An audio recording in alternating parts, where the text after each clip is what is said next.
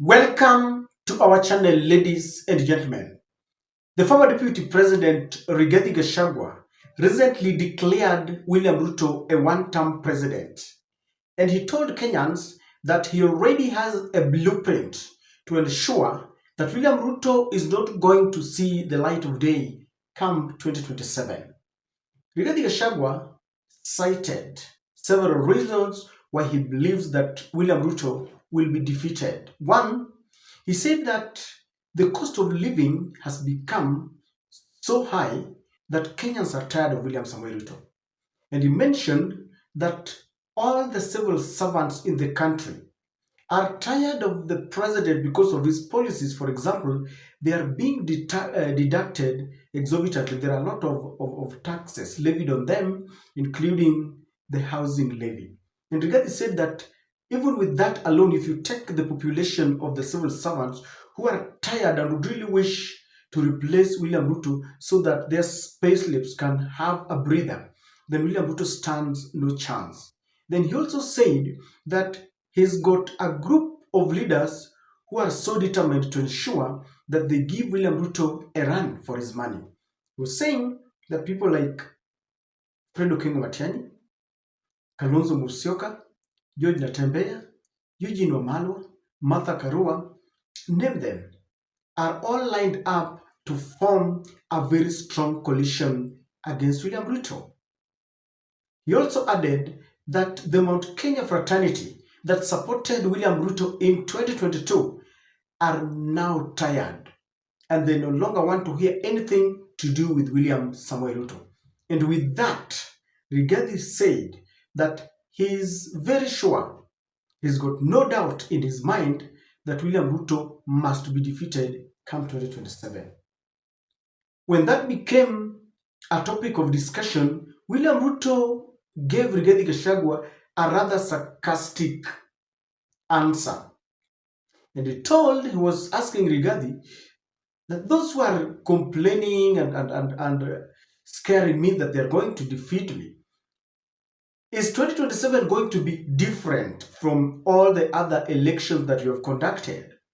Because remember, William Ruto and Uhuru Kenyatta defeated, in quotes, Raila in 2013 and 2017. Come 2022, William Ruto has always claimed that he defeated the deep state. So he was asking, is the 2027 election going to be any different from the ones that he has always exhibited power against the deep state?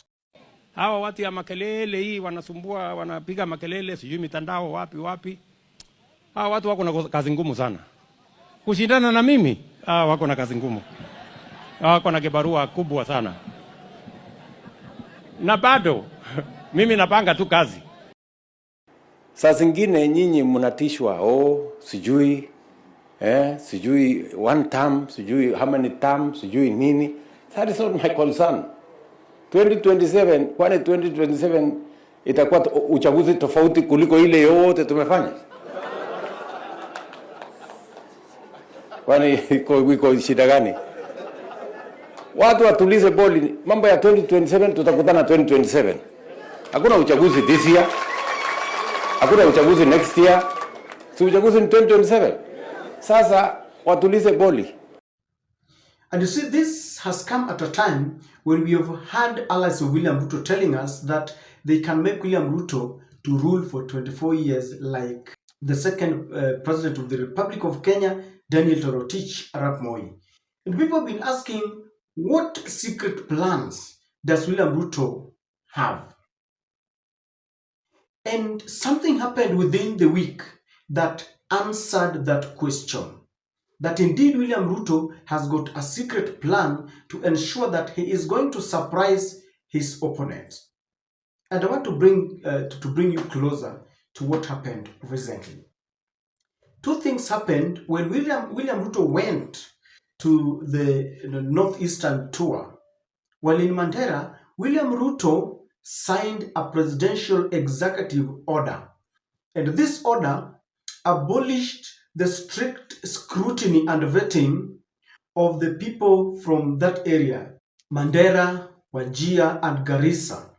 Mostly they have always complained, the people from that area, that there are unfair measures whenever they apply for national identification cards and other vital documents, whenever they apply for such documents. So while William Ruto was in Wajir, William Ruto signed an executive order that from that day henceforth, the people from that area, the Somali community, will not be subjected to scrutiny whenever they apply for vetting. They will be getting those ID identification cards just as simple and as easy, just like any other Kenyans.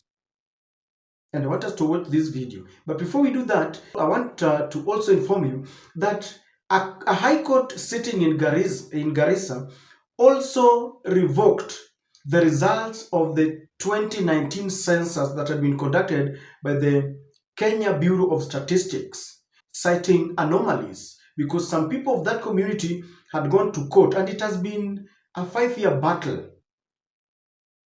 And they were saying that the result had anomalies, and this was affecting and impacting them socially, economically, and politically.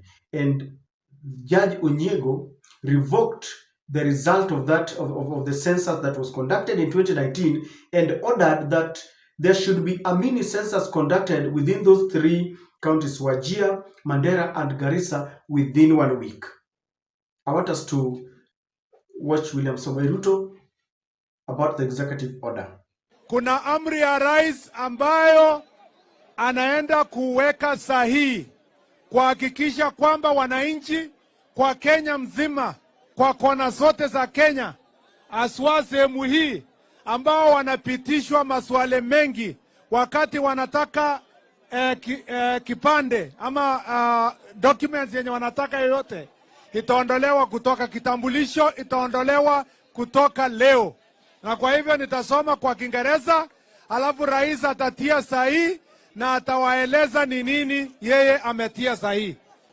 I, William Samoei Ruto, President and Commander-in-Chief of the Defense Forces, having considered the said petitions in light of the Constitution of Kenya, our national values and principles of governance, by authority vested in me, that is the President, by the Constitution of Kenya, do hereby proclaim an order, 1, that the extra requirement for vetting and ethnic profiling to which persons living within border counties are subjected during the registration and issuance of national identity documents shall be and is hereby discontinued. Now,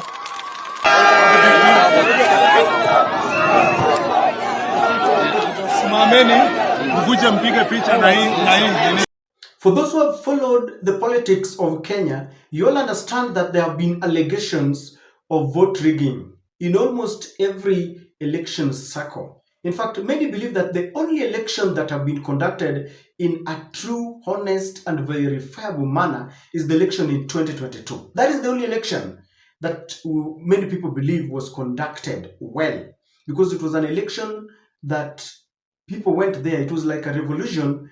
Kenyans were tired of the Nyayo era. All the others have had anomalies.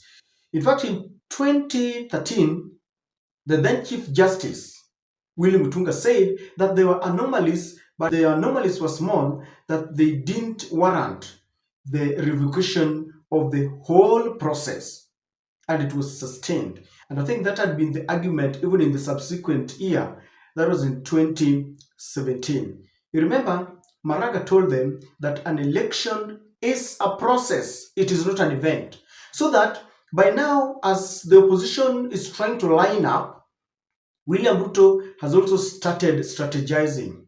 And we were told that an election begins even by, the process of applying for the IDs, the process of trying to apply for the machines and that will be used during that elections.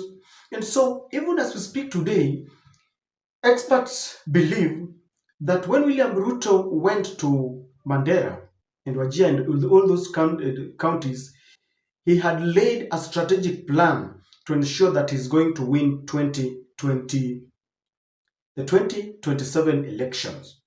Now, ladies and gentlemen, I want to humbly submit to you that when the court in Garissa ordered that there should be a mini census within 1 year, and William Ruto has also signed an executive order that has removed the scrutiny and vetting on our brothers and sisters of the Somali origin when they apply for IDs. And remember, sometimes back William Ruto said that we have open borders, we should open our borders to foreigners who are coming within the country.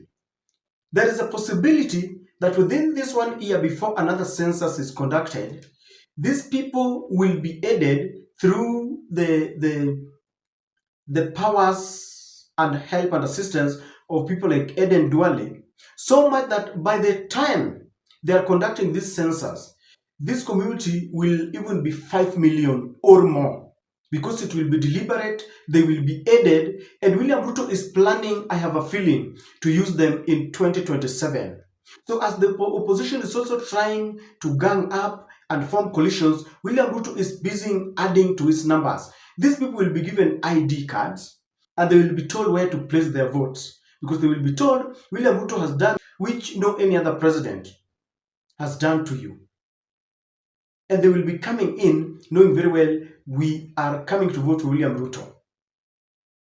So by the time they are conducting this census, you will be shocked at the numbers that will be given.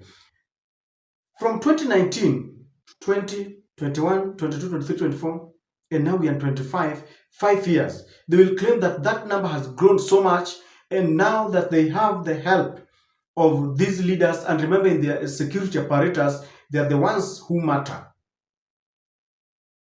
The NIS, you talk of the CID, military intelligence, they are all there. So they will be aided. And after we have been given that there are about 5 million, it can reach there even if, yeah, somewhere there. As we approach 2027, this time round, William Ruto will not, the IEBC will not place it at that William Ruto has won by 200,000. They did that because they knew Raila had a support base. So it was very easy to place it at 200 so that it said, you know, Raila also had is a force to reckon with. But when you give William Ruto, maybe somebody like Matiangi and all that, blatantly, they will place William Ruto ahead. And they will say that the people of the Somali origin loved Ruto and therefore they voted for him. We've had presidents and seen presidents who read using certain counties like Nithi. You remember during Kibaki, the Tharaka Nithi and all that.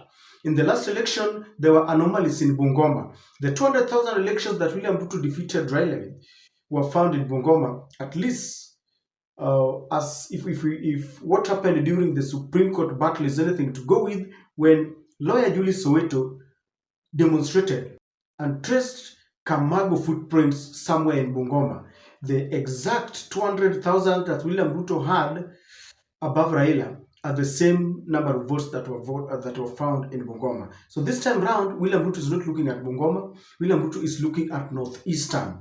And this is going to be the epicenter of controversy, the epicenter of anomaly, the epicenter of a court battle. And you can take this to the bank, that this time round, the battle is going to be in Northeastern. That's why I'm telling you that Rigathi camp are tensed, that there is 5 million already in the IEBC servers ahead of 2027. I don't know what you think, but I personally believe that this is a plan to ensure that William Ruto surprises his opponents. That's why he was saying, the election that is coming is no any different from the ones that we have conducted. I don't know what you think, ladies and gentlemen, but I strongly believe something is cooking.